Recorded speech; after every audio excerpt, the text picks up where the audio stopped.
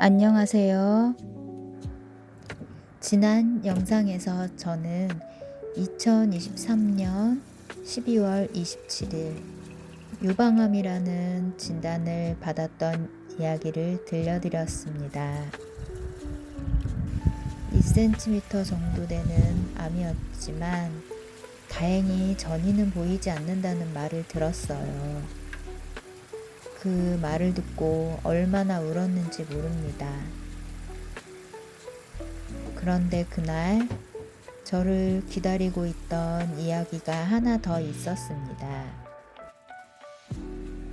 의사 선생님께서 암이 발견된 곳 말고도 위쪽에 2개의 혹이 더 보인다고 하셨어요.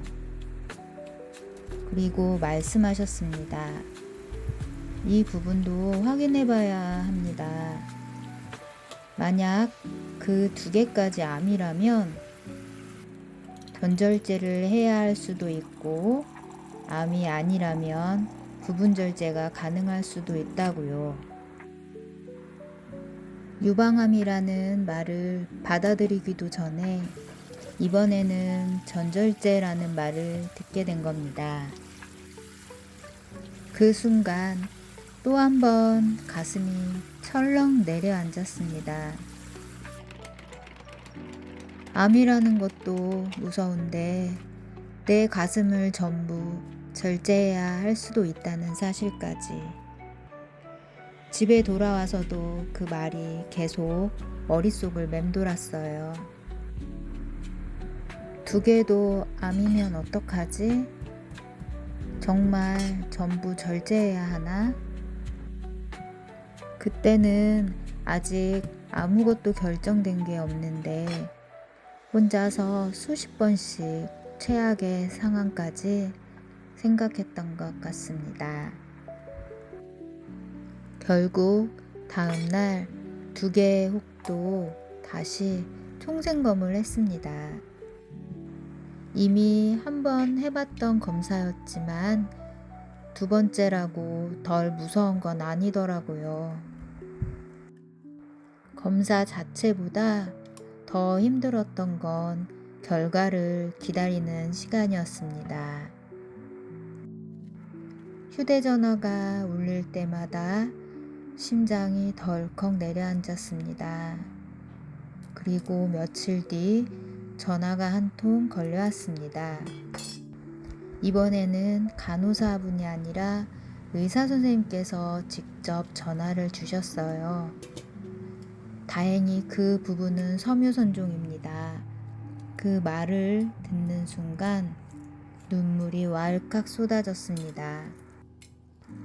며칠 전에는 암이라는 말을 듣고 울었는데 이번에는 암이 아니라는 말을 듣고 울었습니다.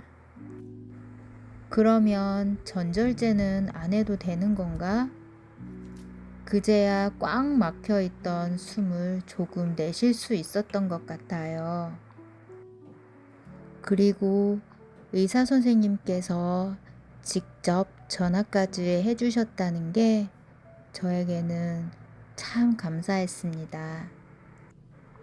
누군가에게는 검사 결과를 알려주는 짧은 전화 한 통이겠지만 결과를 기다리는 환자에게는 그 한마디가 세상 전부처럼 느껴지기도 하니까요. 유방암을 겪으면서 알게 됐습니다. 암 진단 한 번으로 모든 것이 결정되는 게 아니더라고요. 검사하고 기다리고 안도했다가 다시 걱정하고 또 검사하고 기다리고 그렇게 한 고비씩 넘어가는 시간이었습니다. 그리고 저는 이제 본격적인 치료를 위해 큰 병원으로 가야 했습니다. 총생검을 한 뒤부터 맘카페며 블로그며 정말 미친 듯이 검색했어요.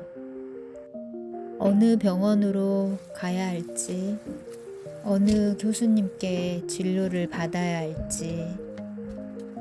그러다 제가 따로 메모해둔 교수님이 한 분 계셨습니다. 그리고 처음 진단받았던 병원에서 물어보셨어요. 집 근처로 갈까요? 큰 병원으로 갈까요? 저는 바로 대답했습니다. 집 근처 병원으로 가겠습니다. 그런데 정말 신기하게도 제가 미리 찾아보고 메모해 두었던 바로 그 교수님께 연결해 주셨어요. CD와 검사 결과를 챙기고 큰 병원으로 향할 준비를 했습니다. 무서웠지만 이제는 한 가지 생각밖에 없었어요. 하나씩 하자. 아직 일어나지도 않은 일을 미리 걱정하지 말자. 검사 하나 받고 결과 하나 듣고 그 다음 일을 생각하자. 지금 생각하면 그렇게 하루하루 버텼던 것 같습니다. 그리고 지금은 이렇게 베란다에서 밥을 먹으며 그날의 이야기를 하고 있네요. 그때의 저에게 지금의 제가 한마디 해줄 수 있다면 많이 무섭겠지만 하나씩 지나가게 될 거야. 그렇게 말해주고 싶습니다. 다음 이야기에서는 CD를 들고 큰 병원으로 향했던 날, 그리고 본격적으로 시작된 검사와 치료 결정 이야기를 들려드릴게요. 오늘도 제 이야기를 들어주셔서 감사합니다.